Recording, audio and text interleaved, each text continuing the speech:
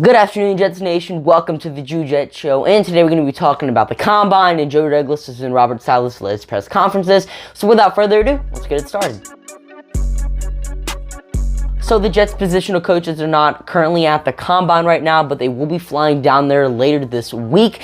We did coach at the Senior Bowl, so we've already gotten a good look at a lot of the players at the Combine so far, and we've already gotten a chance to speak with a lot of them so far, and we have a lot of other stuff to do, so the Jets just felt like this was a good time to get that stuff done. So pretty smart usage of time by the New York Jets, but we will be flying down our positional coaches later this week because on-field workouts don't start till tomorrow.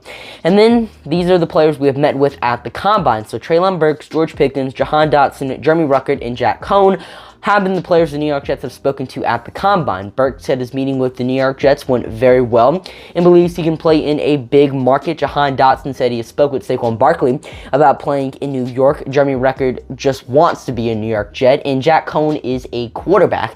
So it looks like Joe Douglas is still fixed on this idea of having a franchise backup. I mean, he was in Philadelphia when Nick Foles won the Super Bowl for the Eagles, so I mean, I can't blame him, but hopefully we don't take a QB over a player that we actually need. I mean, we saw 5th and 6th round picks or made huge contributions to the Jets team this season, and we could find another gem like Michael Carter II or like another Brandon Echols, but we might not get that player because we decided to take a backup QB. I mean, we took James Morgan in the 4th round and he's not on the team anymore, and we also have Mike White. Personally, I think we placed a 2nd round tender on Mike White, but it's still very interesting to see that we spoke with a QB at the Combine.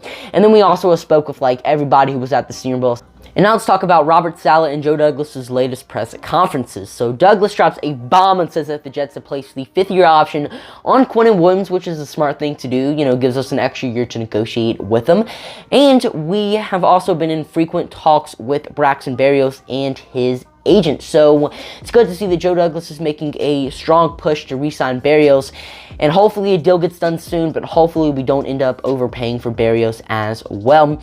Robert Saleh says that there are some really good pass rushers in this year's draft, but not a Nick Bosa or Chase Young type of player, which is very interesting to hear nonetheless because Kayvon Thibodeaux, Aiden Hutchinson are 2 really good edge rushers, and if this is making you concerned that the New York Jets aren't going to be taking Kayvon Thibodeaux if he is there at 4, it shouldn't, because Robert Saleh also says later in the press conference that defense is at the front of the Jets' mind this offseason, and he believes that having a great defense will help Zach Wilson immensely, which is 100% true. You don't want your quarterback in catch-up mode 100% of the time. I mean, what's the point of having an awesome offense if you have a defense that lets up 40 to 50 points a game? So just making the defense as good as it can be is a smart thing for the New York Jets to do this offseason, and I'm glad it's our main priority. And I do believe this just shuts aside all of the offensive linemen at 4 rumors, but hey, that's just my thinking. And then Joe Douglas and Robert Saleh were both asked about drafting a safety. Basically, what are their thoughts about taking Kyle Hamilton? Robert Saleh says depends on how good the safety is, and Douglas says that the Jets will take the best player available regardless of position. So it sounds like the New York Jets are very in favor of taking Kyle Hamilton.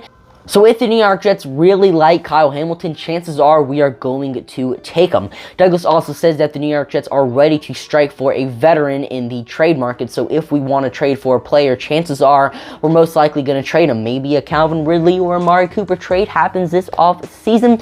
And then the final thing we're going to be talking about is the New York Jets have not given up on Denzel Mims, and Douglas said he is working his tail off. I mean, Mims' sophomore season was one of the most disappointing things I've ever seen.